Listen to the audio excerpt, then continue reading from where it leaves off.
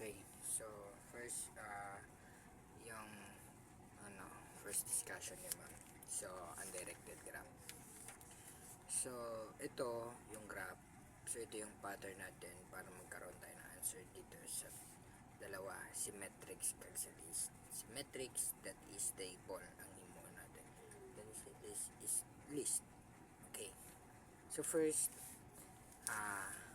paano ba siya i-solve or paano ba siya sagutan? Ito ang table natin. Kung ilan yung letter na given, amo na yung table na gagawin mo.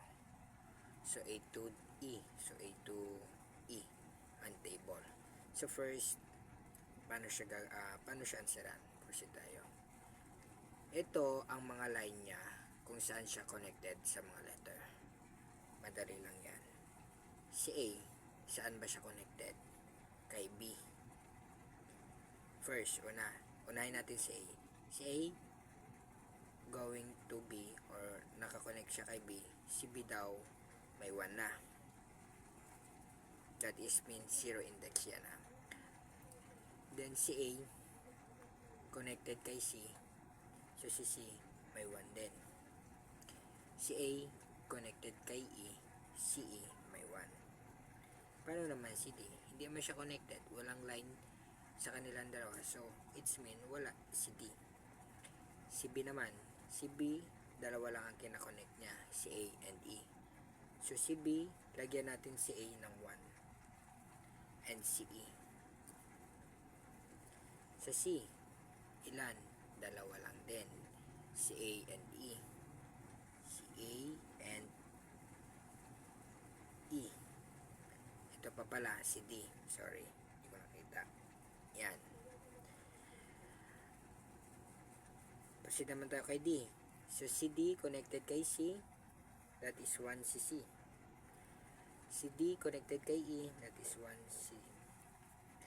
Proceed naman kay E. So, E connected siya kay A. 1. E connected kay B. That is 1.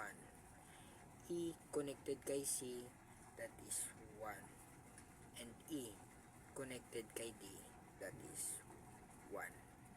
Amo lang na ganyan ka-basic ang pag-answer ng table. Ganyan yan. Yan. Para hindi ka malito.